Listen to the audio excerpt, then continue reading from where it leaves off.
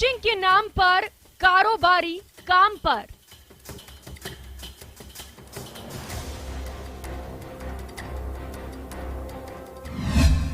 Coaching centres में मोटी fees का खेल।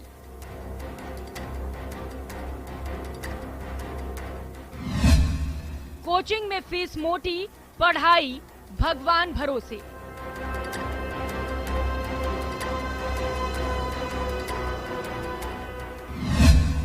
पेपर लीक कांड में कई कोचिंग संचालकों की कनेक्शन।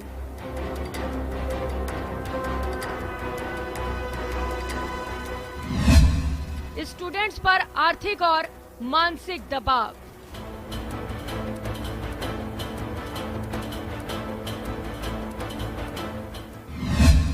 युवाओं के भविष्य से खिलवाड़।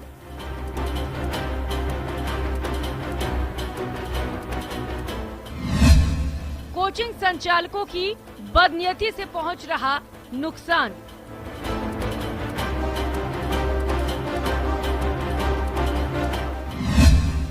आखिर सूचना तंत्र क्यों हो जाता है फेल?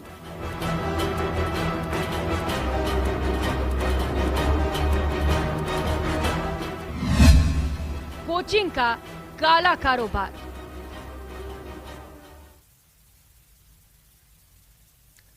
कोचिंग का काला कारोबार। नमस्कार, स्वागत है आप सभी का। आप देख रहे हैं न्यूज 18 राजस्थान। आप सबके साथ मैं हूं प्रियंका राय। बेस्ट एजुकेशन और भविष्य के लिए माता पिता अपने बच्चों को कोचिंग सेंटर्स भेजते हैं ताकि बच्चों को अच्छा भविष्य मिल सके। कोचिंग सेंटर्स के बड़े बड़े बोर्ड और विज्ञापन ऐसे सपने दिखाते हैं जिससे कोई भी प्रभावित हो सकता है, लेकिन हकीकत कुछ और ही है।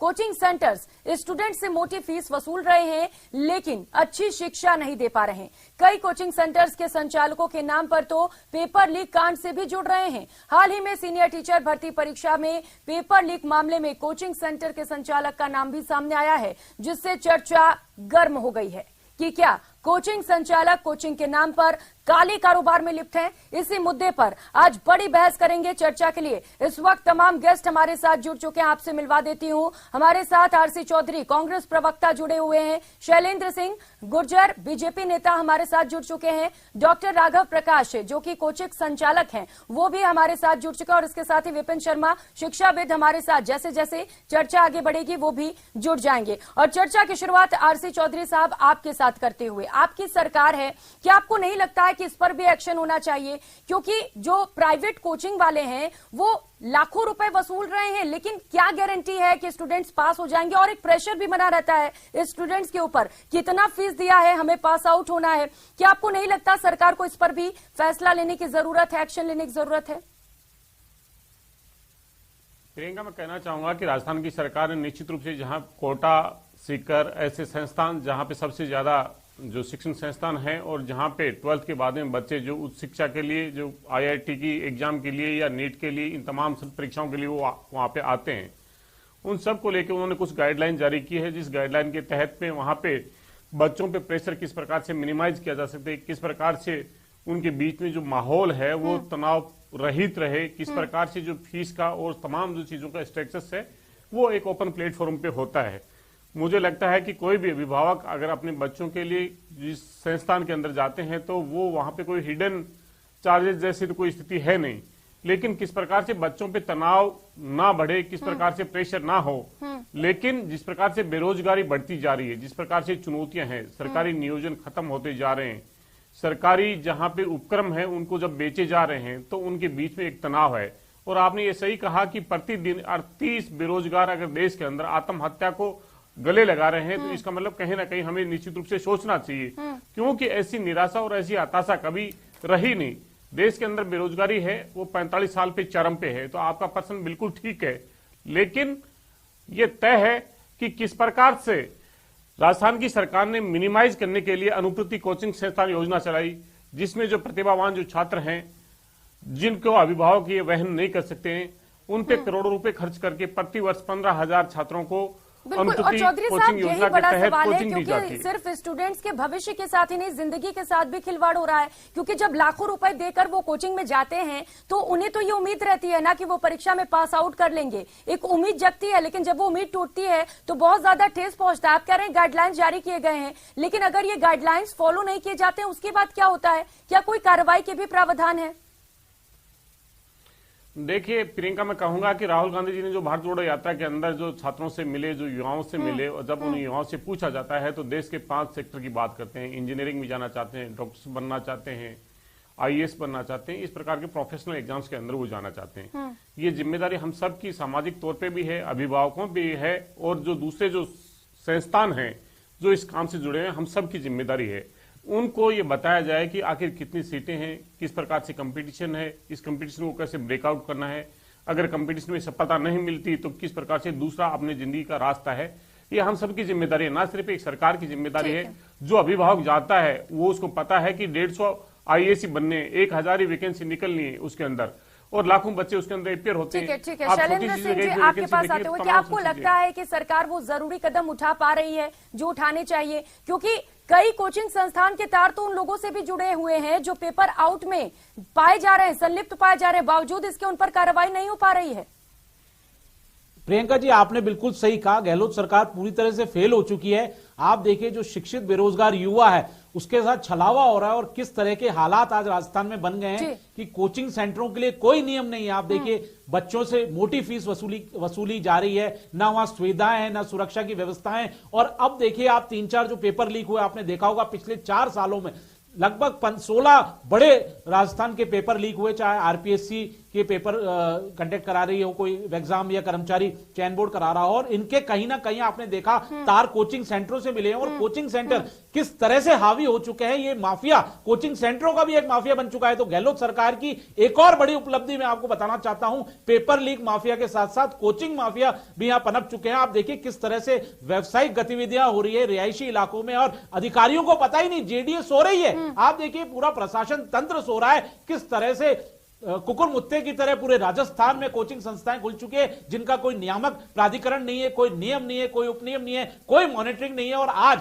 जो राजस्थान का युवा जो है, बेरोजगार शिक्षित युवा है, वो किस तरह से हताश है। जब वो लाखों करोड़ों रुपए खर्च करते हैं, उसके घर वाले जब वो समय बर्बाद करता है, उसके बाद पेपर लीक हो जाता है, और किस तरह से योग्य व्यक्ति जो पढ़ने वाला व्यक्ति है उसके सपनों को चूर चूर कर दिया जाता है, और किस तरह से जो लोग हैं वो इस संस्थान से जुड़े हुए। मैं आपको बताना चाहता हूं, अभी जो अधिगम वाली बात चल रही थी, यही शख्स पहले कांस्टेबल भर्ती परीक्षा में भी पेपर लीक में इसका नाम था, लेकिन तब अगर सरकार कार्रवाई कर देती तो शायद आज ये दिन नहीं देखने पड़ते। लेकिन सरकार सो रही है, मुख्यमंत्री अशोक गहलोत जी सिर्फ कुर्सी बचाने में लगे हैं, और किस तरह से वो बोलते हैं, किस तरह से वो भाषण देते हैं, मुझे तो नहीं लगता कि वो सरकार चला रहे हैं। ऐसे लगता है वो किसी मास्टर की क्लास में बैठ के उपदेश दे रहे हैं। आपने इसे लेकर जांच की थी क्या कि कौन कौन से कोचिंग सेंटर से इससे जुड़े हुए हैं?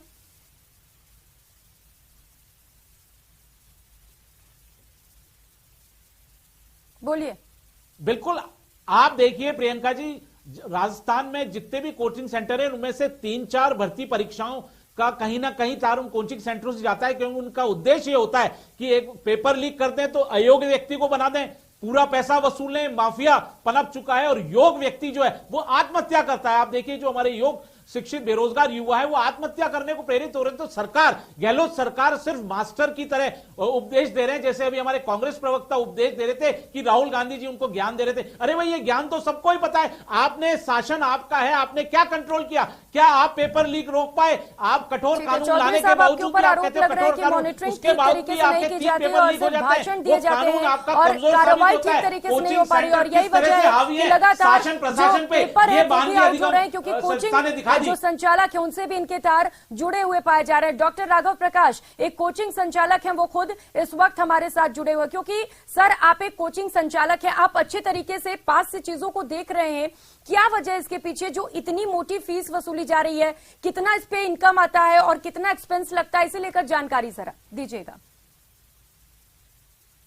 प्रियंका जी, मैं राजनीति तो करूंगा नहीं, मैं राजनीति का व्यक्ति नहीं हूं। दोनों मैंने राजनेताओं को सुना इसमें। मैं तो हिंदी का विद्यार्थी हूं, शिक्षक हूं, और निष्ठा भाव से पिछले 25 साल से ये काम कर रहा हूँ। और मैंने कभी सोचा भी नहीं कि हम लोग ये बराबर कोशिश करते हैं कि जिस दिन पेपर होगा उस दिन हमारे सारे टीचर स्विच ऑफ रखेंगे, कोई सहायता नहीं करेंगे क्योंकि इससे बच्चा सीखने की ओर नहीं जाएगा और वो बेईमानी की ओर जाएगा। तो हम लोग तो इस तरह से है नहीं, और मैं कोई पूरे सारे कोचिंग वालों का प्रतिनिधि नहीं हूं। सभी कोचिंग संचालक ऐसे नहीं हैं, लेकिन कुछ ऐसे हैं जिनकी वजह से सभी पर दाग लग रहे हैं, काला कारोबार चल रहा है। और अगर बात करें पिछले 2 से 3 सालों की, तो लगातार इस तरीके से जो कोचिंग्स हैं उनकी संख्याएं भी बढ़ रही हैं क्योंकि बहुत ज्यादा प्रॉफिट आ रहा है। यही मेरा सवाल है कि क्या इतना एक्सपेंस लगता है, इतना खर्च होता है जो इतनी मोटी फीस वसूली जा रही है अभ्यर्थियों से? प्रियंका जी, इसमें एक तो फीस का मसला है, दूसरा अभी जो जुड़ गया है मसला, उसकी ओर मैं आपको कहना चाह रहा हूं कि अगर कोई एक कोचिंग वाला व्यक्ति इसमें बदमाशी करता है और वो चालाकी करता है तो उसको सजा मिलनी चाहिए, इसमें कोई शक नहीं है। लेकिन सवाल यह है कि जो भी पेपर आउट होता है, पहले तो मैं विद्यार्थियों जो घायल है इस समय उसका विश्वास टूटा हुआ है, मैं विद्यार्थियों के साथ होना चाहता हूं और उनके साथ होकर के कहना चाहता हूं कि प्रशासन की भारी असफलता इस समय। शैलेंद्र सिंह जी, सवाल यह है कि आरपीएससी पेपर को तैयार कराती है और सरकारी तंत्र के माध्यम से पेपर वितरित होता है।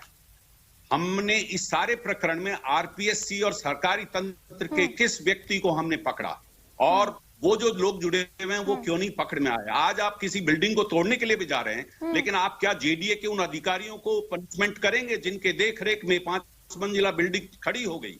प्रशासन अपनी जिम्मेदारी नहीं लेता और दूसरी जगह पत्तों को सींचने पे लगा रहता है और जड़ में नहीं करता। 3 साल, ये प्रियंका जी आप सही कह रही हैं, 3 साल पहले, और ये शैलेंद्र जी ने भी कहा कि 3 साल पहले जब एक व्यक्ति को आइडेंटिफाई कर लिया तो फिर 3 साल तक पुलिस प्रशासन और दूसरा क्या आरएनडी कर रहा था और वो व्यक्ति उसके पीछे क्यों नहीं हुआ? बहुत से लोग, अगर 10 दिन में किसी रेपिस्ट पर हम लोग यहाँ फैसला ला सकते हैं तो फिर इन लोगों के खिलाफ क्यों नहीं जल्दी स्पेशल कोर्ट लगा करके और हम इनके खिलाफ एक्शन क्यों नहीं करते? प्रशासन को इस मामले में करना चाहिए। ये बड़ी आप बात कह रहे हैं राघव जी, क्योंकि देखिए इमीडिएट एक्शन नहीं लिया जाता और यही वजह है कि जो अपराधी है वो बेखौफ हो जाते हैं और लगातार जो नकल माफिया है वो भी सक्रिय होते चले जा रहे हैं। और कोई पहला मामला नहीं है आरपीएससी पेपर लीक का, इससे पहले भी कई सारे पेपर लीक हो चुके हैं। विपिन शर्मा, शिक्षाविद, इस वक्त हमारे साथ जुड़े हुए हैं। विपिन जी, आप कैसे देखते हैं? सबसे पहला सवाल तो ये है, क्योंकि अभ्यर्थियों की जिंदगी के साथ ये खिलवाड़ है, इतनी मोटी फीस आखिर क्यों वसूली जा रही है? क्या वजह इसके पीछे? किसी भी सरकार को रिपीट कराने में उसका शिक्षा मंत्री महत्वपूर्ण योगदान रखता है और पिछले अगर सरकार की देखें तो उन्होंने शिक्षा मंत्री की ओर ध्यान ही नहीं दिया। ये सरकार की जो वैकेंसी आती है, बात करूं मैं शिक्षा विभाग की, तो ये वैकेंसी हर साल क्यों नहीं आती? एक साथ आती है कि हमने 45,000 एक साथ, तो उसमें कूड़ा कचरा सब पास हो जाते हैं। तो जब इतना बड़ा मोब होता है तो निश्चित रूप से उसमें गड़बड़ी होने की आशंका बिल्कुल रहती है। आप साल में 3 पेपर कराओ, 3rd ग्रेड का एक मई जून में कराओ, फिर 2nd ग्रेड कराओ, लेक्चरर कराओ। जो पढ़ने वाला बच्चा है वो निरंतर पढ़ता जाएगा। इस बार असफल हुआ तो अगली बार सफल हो जाएगा। आप 3-3, 4-4 साल वैकेंसी को रोक लेते हो तो उन बच्चों के साथ भी अन्याय है जो स्कूल में पढ़ रहे हैं, उनको भी शिक्षक नहीं मिल पाते। हर साल आप जैसे आईएएस का कैलेंडर होता है इस तरह आप जारी करोगे तो जो कोचिंग कुकुरमुत्तों की तरह खुली हुई है, जिन पे किसी का कोई दबाव नहीं है, न उनका कोई रजिस्ट्रेशन नहीं है, उसके पास स्टाफ भी नहीं है, पर नाम लेके खोल दिया, पर इतनी बड़ी संख्या में उस लालच में विद्यार्थी आ जाते हैं, वहां पढ़ाने वाला भी कोई नहीं है और इसी लालच में वो लगे रहते हैं, तो उस पर भी लगाम लगेगी। तो आपको जो कैलेंडर है भर्ती परीक्षा है उसको हर साल आप लास्ट जब चुनाव वर्ष आता है, जब इतनी बंपर भर्तियां लाते हैं, उसका फायदा तो नहीं मिल रहा। आप देख रहे हो पिछले 3 साल के सत्र में 3 सरकारों ने ये कर चुका, नहीं मिलता। आप हर साल लेके आओगे तो उन बच्चों को भी फायदा होगा, शिक्षकों को फायदा होगा और जो क्रीम बच्चे जो पढ़ रहे हैं वही इस मैदान में आएंगे, वही सरकारी नौकरी में आएंगे। जब आप एक साथ मोब लेते हो तो नीचे वाला जो है वो भी सेलेक्ट हो जाता है।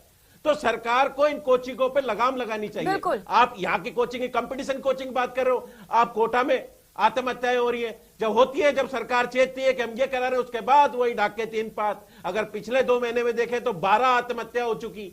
और ये जो धंधा है कोचिंग का जो और इसी को लेकर हमने एक पोल भी की थी, उसका भी कुछ रिजल्ट ऐसा ही आया है। जो अभ्यर्थी वो परेशान नजर आ रहे हैं। हमने सवाल पूछा था कि कोचिंग के नाम पर स्टूडेंट से लूट का खेल चल रहा है क्या, और इस पर जो जवाब आया है वो वाकई चौंकाने वाला है। 95% लोगों ने हाँ में जवाब दिया और सिर्फ 5% लोग ऐसे हैं जिन्होंने ना में जवाब दिया है। तो अब क्या कहेंगे इसे लेकर? क्या सरकार को इस पर कोई ठोस नियम भी बनाने चाहिए? क्योंकि सिर्फ ऐसा तो नहीं है ना कि हमने कोचिंग खोल दिया और हम मनमाना फीस वसूलते रहेंगे।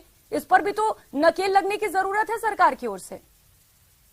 जिस प्रकार स्कूलों की मान्यता 1 से 5 का स्कूल है, 1 से 8 का, 1 से 12 का, उसके लिए भी मान्यता सरकार देती है, उसके इंफ्रास्ट्रक्चर को भी देखती है। तो ऐसे भी कोचिंग संस्थानों के लिए भी सरकार कोई गाइडलाइन जारी करे, उनके मान्यता के कोई मापदंड जारी करे। वहां पढ़ाने वाला कौन है, क्या उनके पास फैकल्टी है या नहीं है, या वह सुविधाएं हैं या नहीं है, इस और सरकार को ध्यान देना पड़ेगा।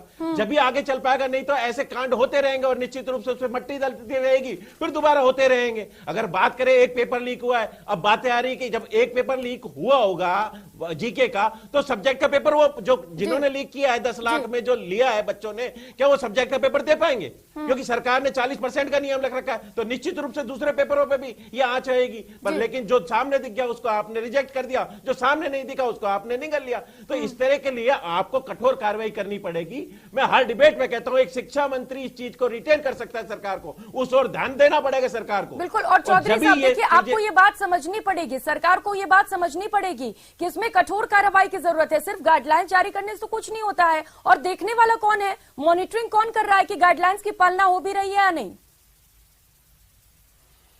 प्रियंका, मैं कहना चाहूंगा कि तीनों पैनलिस्ट ने बैठे बैठे जो तमाम जो बातें कही, मैं उन तीनों का ही जवाब देना चाहता हूं, क्योंकि मैं सत्तारूढ़ दल का प्रवक्ता हूं। और मैं कहना चाहूंगा कि जिस प्रकार से भारतीय जनता पार्टी के एक अलग मुद्दा है, ये तो एक दूसरा अलग सा मुद्दा हो गया कि पेपर आउट हो गया और इसमें एक कोचिंग वाला जुड़ गया। तो इसको तो ये तो प्रशासनिक मसला है, इसको तो अलग से डील करना चाहिए। लेकिन इस आधार पर आप सारे इसको भी डील करने की जरूरत है, क्योंकि इससे पहले सुरेश ढाका, जिसके कि लिंक्स मिले हैं अभिगम करके एक कोचिंग सेंटर है, अभी तक तो उस पर कोई कार्रवाई नहीं की आपने कहा था तोड़ देंगे उसे। क्या कार्रवाई की गई तोड़ने की? क्यों नहीं की गई, ये भी तो सवाल है ना। ये लेट लतीफी क्यों आखिर? प्रियंका, मैं कहना चाह रहा हूं कि राजस्थान के अंदर ये प्रश्न पूछे जा सकते हैं। गुजरात के अंदर 22 पेपर लीक होते हैं, उत्तर प्रदेश के अंदर 18 पेपर लीक होते हैं। डबल इंजन की सरकार कहते हैं अपने आप को, और केंद्र की सरकार ने 2017 में एनटीए बनाया था। देश की 16 प्रतिष्ठित एग्जाम वो कंडक्ट करता है।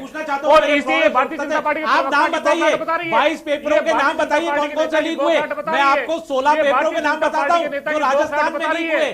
आरएस में जो बोल रहे हैं ये बीजेपी के नेता जानते हैं SI कि बेरोजगार युवाओं के सबसे बड़े अगर कोई कातिल है, अगर कोई हत्यारा है, अगर भारतीय जनता पार्टी अगर नंबर 1 पे है, क्योंकि 2 करोड़ प्रतिवर्ष रोजगार का वादा देश के प्रधानमंत्री ने किया था, पूछे कौन सी जगह किया था, किस राज्य में किया था।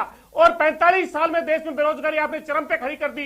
जो सार्वजनिक उपक्रम देश के युवाओं को रोजगार देते थे उन्हें बेच दिया, क्योंकि भारतीय जनता पार्टी ने तय कर लिया कि परीक्षाएं हमें नहीं कंडक्ट करनी है। भारतीय जनता पार्टी ने देश के उन संस्थानों को खत्म करना है, अगर बीजेपी पर आपका निशाना होना है। ये बता दें, देश के किसी भी हिस्से में सवाल तो आपसे है ना, आप तो कानून लेके आए हो तो आप तो बीजेपी के ऊपर सवाल उठाने लग गए। सवाल तो सरकार से पूछे जाएंगे ना, सरकार तो आपकी है राजस्थान में। क्या आपको नहीं लगता है ठोस इस पर कोई नियम कानून बनने चाहिए, जिससे कि कोचिंग संचालक जो मनमर्जी करते हैं उन पर लगाम लग सके? प्रियंका, 3 लोग आरोप लगाते हैं, जब मैं प्रश्न का जवाब देने लगता हूं तब आप बीच में व्यवधान डाल देते हैं। हमने किसी को व्यवधान नहीं डाला, ना आपने किसी पे डाला, लेकिन जब मैं बोलने लगता हूं तब आप कहते हैं सरकार से पूछेंगे, तो बीजेपी से निश्चित रूप से पूछेंगे आप बीजेपी की रक्षा क्यों कर रहे हैं? बीजेपी की जिम्मेदारी नहीं है। भारतीय जनता पार्टी 5 साल की सरकार रही थी। भारतीय जनता पार्टी के समय में रीट का पेपर लीक हुआ था। भारतीय जनता पार्टी की सरकार में एसओजी से जांच तक नहीं हुई थी। और उन्होंने आज जब हमें कानून लेके आए थे तब भी भारतीय जनता पार्टी के नेता विधानसभा के अंदर ये कह रहे थे इतने सख्त कानून की क्या जरूरत है जहां पे इतनी बड़ी कड़ी सजा का प्रावधान हो। ये भारतीय जनता पार्टी के नेता क्या देश और राज्य के युवाओं के साथ में थे, चलिए समय की कमी हमारे पास, इसलिए चर्चा को करना पड़ेगा। लेकिन सवाल यही बना हुआ है कि क्या कोचिंग संचालक ऐसे ही अभ्यर्थियों से मोटी जो फीस है वो वसूलते रहेंगे और इस पर लगाम आखिर कब लगेगा? बहुत शुक्रिया आप सभी मेहमानों का हमारे साथ जुड़ने के लिए और इस चर्चा के लिए। फिलहाल इतना ही, नमस्कार।